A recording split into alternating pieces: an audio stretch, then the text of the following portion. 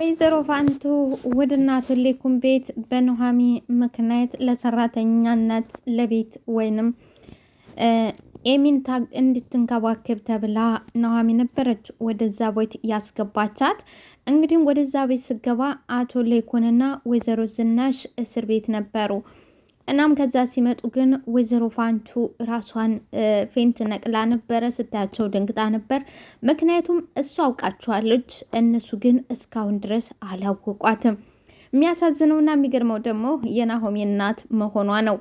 እና እያንዳንዱ ፊቷ ላይ ያለው የምታሳያቸው ነገሮች በጣም የሚያሳዝኑ፣ በተለይ ደግሞ ዛሬ ባሉት በተጋጩበት ጊዜ ወይዘሮ ዝናሽና ናሆም ስጣሉ ለማቀፍም ሞክራ ነበረ፣ ግን ደግሞ ፈራች ማለት ነው። በዛም አለ በዝም ወይዘሮ ፋንቱ የናሆሜ እናት እንደሆነች እየታወቀባት ነው፣ እያሳየችም ነው። ሰላም ጤና ይስጥልኝ ውድና የተከበራችሁ አድማጭ ተመልካቾቼ፣ ለዚህ ቻናል አዲስ የሆናችሁ በላይክ በሰብስክራይብ ጀምሩት። ለምትጀምሩት አመሰግናለሁ። እንግዲህ ወይዘሮ ዝናሽ ትጠይቃታለች። ስለ ራስሽ እኮ አልነገርሽንም ስላለፈ ታሪክሽና ስለ ህይወትሽ አለቻት። ፋንቱም እኔ ምን ታሪክ አለኝና ምን ህይወት አለኝ ትላታለች። አቶ ሌኩንም አነሰም በዛም ለማም ከፋም የሰው ልጅ እኮ ያለፈበት ህይወት ሊኖር ይችላል ሲላት፣ አንድ ሰው ብቻ ነው ያለኝ አለቻለሁ ወይዘሮ ዝናሽ። ወይዘሮ ዝናሽም የት አለች ወይዘሮ ዝናሽ። አቶ ሌኩንም አስተዋውቂና አላት። ፋንቱም ችግሩ እኔ ነኝ እንጂ እሱ ቤተሰብ መሆኔን አያውቅም። ማን ነው ካላችሁ ናሆም ነው። እሷ ልጇ እንደሆነ ታውቃለች፣ እሱ ግን አያውቅም። ችግሩ እኔ ነኝ እንጂ እሱ ቤተሰብ እንደሆነ አያውቅም አለች። አቶ ሌኩን እንዴት ማለት አልገባኝም አለት ለአቶ ሌኩን። ወይዘሮ ዝናሽም ነገሩ ትንሽ ግራ አጋቢ ይመስላል፣ ግራ ያጋባ። ፋንቱሽም እንግዲህ ያው ጊዜው ሲደርስ ሁላችንም ይገባን ይሆናል። ሁላችንም አሁን ጊዜው አይደለም፣ ጊዜው ሲደርስ አለች። አቶ ሌኩንም ጊዜው ሲደርስ ነው ያለችው። ይሄ ነገር ምን ማለት ነው አለ አቶ ሌኩን። ጊዜው ሲደርስ ነው ያልሽው? ነገሩን እኮ አወሳሰብሽው አለች ወይዘሮ ዝናሽ።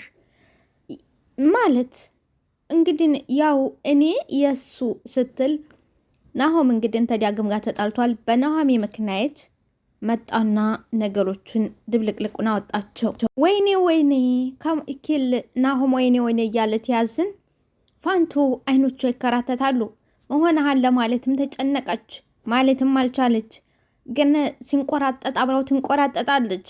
አይኖቿም አብረው ይማተራሉ። አይዞህ መሆንህን የኔ ልጅ ምን አገኘህ ማለት አልቻለች። ጨነቅና ከመጠበብ በስተቀረ ፋንቱ ምንም ማድረግ አትችልም። ወይዘሮ ዝናሽ ናሆም አለችው። ምን ነው አለ አቶ ሌኩንም መሆንሃል እኔ ከአይምሮ ቁጥጥር ውጭ እየሆንኩ ነው ነበር የናሆም መልስ። ዝናሽም ለምንድን ነው ቆይ የሆንከውንም አትናገረው? ዳግም አለ። ምን አደረገው? ራሴ መቆጣጠር አልቻልኩም ነበር ሲለው እኔ ነኝና ሌኩን ብሎ አቶ ሌኩን ተቀመጠበት ተነሳ። ዳግምን ምን አረከው አለ ሌኩን። እንግዲህ እንደ እንጀራ ልጅ እንደ ሚስቱ በላው ላይ እንደወለደችበት እንደ ሌላ አይመለከተውም። ልክ እንደ ልጁ ነው የሚወደው፣ እንደ ልጁ ነው የሚያከብረው። ብቻ ምን ልበላችሁ፣ እንደምናየው አቶ ሌኩን ለሁሉም መልካምና ደግ አባት ነው። እና ብድግ አለና አንተ ዳግምን ምን አደረከው? የኔ ልጅ ምን አደረከው? ቆሜም ተቀምጬም ተኝቼም ስለሱ ነው የማስበው። ዴና አርፌ ነበር፣ አሁን ደግሞ ጀመረኝ አለ። ከሱ ጋር ምን አገናኛችሁ አለች ወይዘሮ ዝናሽ።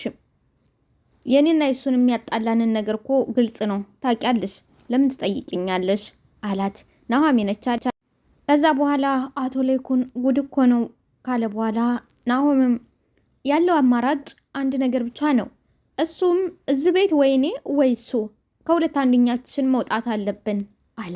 እንዴት ነው? ከዚህ በፊት እኮ አንተ ራስ ነበርክ ዳግም ከዚህ ቤት አይወጣም ብለህ ያልከው አለች ወይዘሮ ዝናሽ።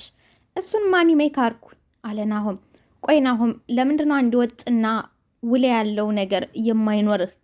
ሲመችህ ውጣ ሳይመችህ ግባ እያልክ ጅዋጅዌ እስከ መቼ ድረስ ነው አለች ወይዘሮ። አንቺ ልጅ ስለሆነ ለሱ ነው የምታደዩ ለሱ ነው ሲላት ወይዘሮ ዝናሽም ምናልክ እንዴት እንደዚህ ትላለህ? እሱ የኔ ልጅ ስለወለድኩት አንተ ልጅ ስላልሆንክ በማለት በንደት በጥፊ ትለዋለች። አቶ ለይኩንም ቢያንስ ንደት ላይ ሆኖ እያየሽው አንቺ እስቲ እንዴት እንደዚህ ታደርጋለች? ይቺ ለይኩን ለማንኛውም አንተ ግን ለከፈልከኝ ለእናትነት ውለታዬ አመሰግናለሁ አለች ወይዘሮ። አንቱ ኑሃምን አገኘቻት።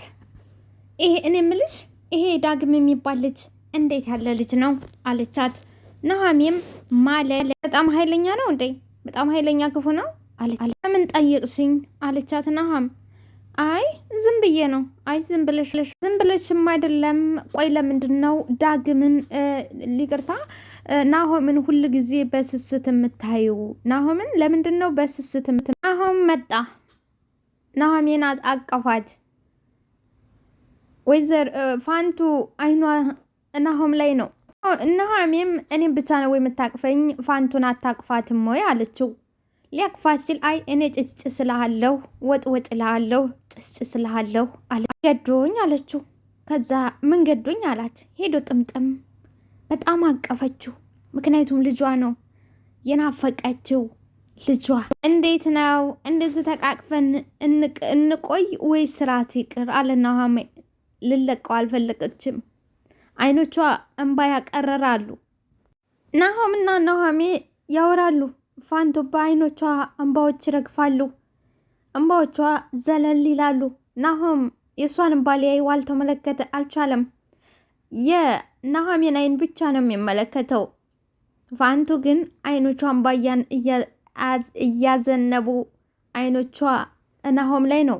ፋንቱም ናሆም ሲሄድ ናሆሜ ግን ምን እያደረግሽ ነው አለቻት።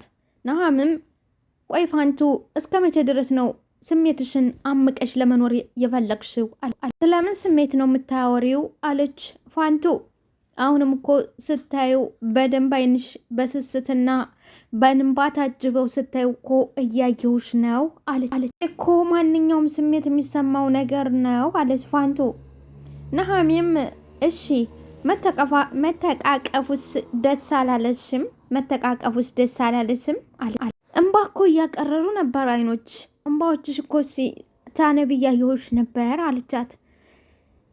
ልጅ ሳይሆን አይቀርም ብለሽ ከምትይው ጋር ስትተቃቀፊና ስታገኙ ያለውን ስሜት አታውቂውም። የሚያውቀው ያው ባልተቤቱ ብቻ ነው አለች ፋንቱ። ቆይ ከዚህ ከእንግዳ ስሜት ጀርባ ያለው ነገር ምንድን ነው ፋንቱ ትላታለች። እንግዲህ ፋንቱ ከብዙ ዓመት በኋላ ናሆሜን ስታየው የሚሰማት ስሜትና የምትሆነው ነገር በጣም የሚያሳዝን ነው። እሱ ግን ምንም ሊያውቅ አልቻለም። በነገራችን ላይ አቶ ለይኩንም አስተያየቷ ገርሞታል። ዛሬም ከልጁ ላይ አይንሽን አትነቅልም ወይ ምንድን ነው ነገሩ በማለት አቶ ለይኩንም ግራ ተጋብቷል።